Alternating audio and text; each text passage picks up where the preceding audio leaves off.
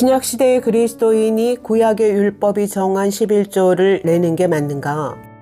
이 질문은 현대의 그리스도인이 구약의 율법을 어떻게 해석하고 적용해야 하는가와 관련된 중요한 질문입니다. 레위기, 민수기, 신명기는 11조를 언약 백성이 지켜야 할 율법의 의무로 규정합니다. 그렇다면 11조의 본질과 목적은 뭘까요? 레위기는 11조를 여호와의 성물이라고 명시합니다. 레위기는 언약 백성의 거룩한 삶을 가르치는 책이죠. 즉 레위기에서 11조의 본질은 여호와께 바치는 거룩한 성물이라는 개념을 통해서 구별된 언약 백성에게 거룩한 삶의 방식을 가르치는 것입니다. 민수기와 신명기는 그 거룩한 삶의 방식을 구체적으로 명시합니다. 민수기는 11조를 회막을 섬기는 레위인들에게 다 주라고 명령합니다. 땅을 분배받지 못해서 소산이 없는 레위인들이 성소의 직무에만 전념할 수 있도록 그들의 생계 문제를 지원하라는 것이죠. 신명기는 매년 드리는 이 11조 외에 3년에 한 번씩 더 소산의 10의 1을 들여서 자력으로 살아가기 힘든 레위인과 나그네, 고아와 과부를 위해서 양식을 비축하라고 명령합니다. 신명기에는 그 외에도 한 가지 중요한 명령이 더 있는데요. 모든 권속들이 매년 성소에 모여서 자신이 바친 10의 1의 소산을 여호와 앞에서 함께 먹고 즐거워하면서 항상 여호와 경외하기를 배우라는 것입니다. 이 11조 계명들을 종합해보면 11조의 목적은 두 가지로 정리되는데요. 첫째는 땅의 주인도 모든 소산의 주인도 하나님이심을 고백하는 청지기적 삶의 방식을 통해서 여호와 경외를 배우는 것이고, 둘째는 성소를 섬기는 레위인과 기본 식량이 없는 사회적 약자들을 지원하는 나눔의 삶을 배우는 것입니다. 이런 목적을 위해서 11조를 신정국가의 조세 개념으로 의무화했던 것이죠. 그렇다면 구약의 이 율법 계명과 그리스도의 새 언약은 어떤 관계일까요? 로마서는 이렇게 말합니다.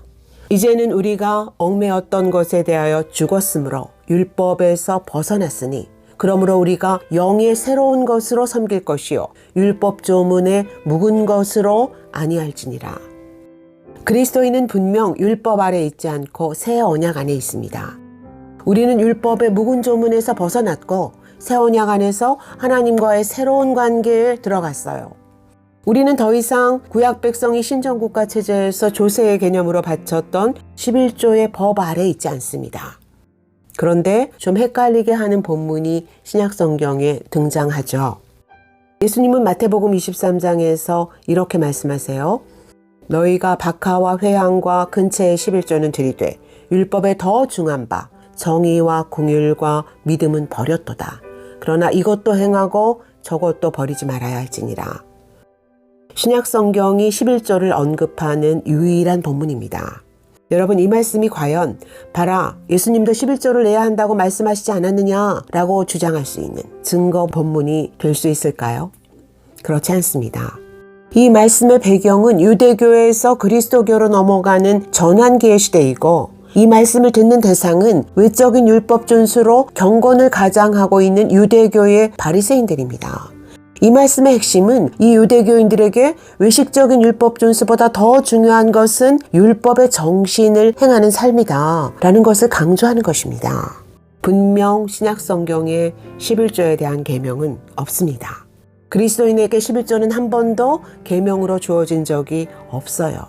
그러면 그리스도인은 구약의 11조 율법과는 아무런 상관이 없는 사람들일까요? 그렇지 않습니다. 예수님은 나는 율법을 폐하러 온 것이 아니라 완성하러 왔다 라고 말씀하십니다. 예수님은 율법의 정신을 완성하러 오셨습니다. 예수님은 사랑의 법으로 율법의 정신을 완성하셨어요. 그리스도인은 영의 새로운 것, 사랑의 법으로 율법의 정신을 실천해야 하는 새 백성입니다. 우리는 분명 11조로부터 자유합니다. 그러나 율법의 조문으로부터 자유한 것이지 율법의 정신에서 자유한 것은 아닙니다. 신약시대에도 분명 재정이 필요한 교회의 시스템과 사역들이 있고 생계 문제를 지원해야 할 사역자들과 나눔이 필요한 사회적 약자들이 있습니다. 히브리서는 우리가 그리스도 안에서 구약 백성보다 더 나은 약속, 더 나은 언약을 받았다고 말합니다.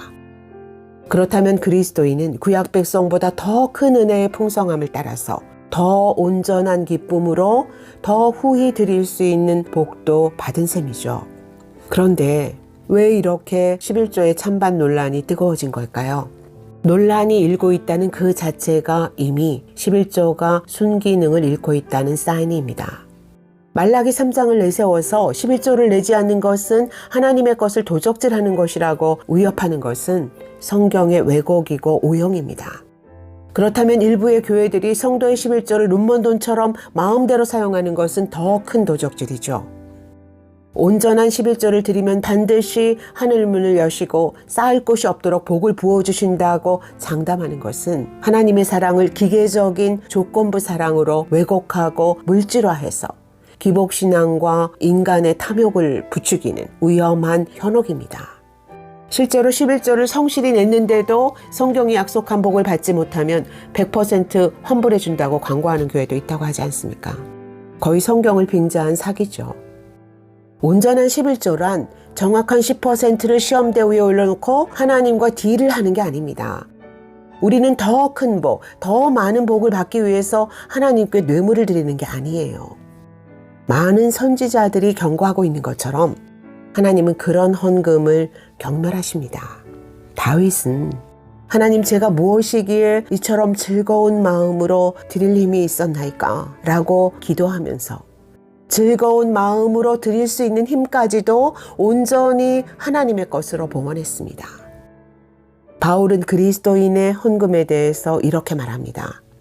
각각 그 마음에 정한 대로 할 것이요 인색함으로나 억지로 하지 말지니 하나님은 즐겨내는 자를 사랑하시느니라. 그리스도인은 10의 1이라는 숫자에 매일 필요가 없습니다. 그러나 마음에 작정할 필요는 있습니다. 왜냐하면 헌금은 돈을 사랑하는 탐심과의 싸움이기 때문입니다. 그리스도인의 헌금의 원리는 인색함이나 억지로가 아니라 더 큰 은혜와 사랑에 온전한 기쁨으로 응답하는 즐거운 드림입니다. 그것이 하나님이 가장 기뻐하시는 헌금이에요. 헌금의 아름다운 본질과 순기능을 오도하는 모든 왜곡과 강박으로부터 자유함을 받으시고 하나님의 더 큰 은혜의 풍성함에 온전한 기쁨으로 응답하는 즐거운 드림의 연보자가 되시기를 예수 그리스도의 이름으로 축복합니다. 할렐루야.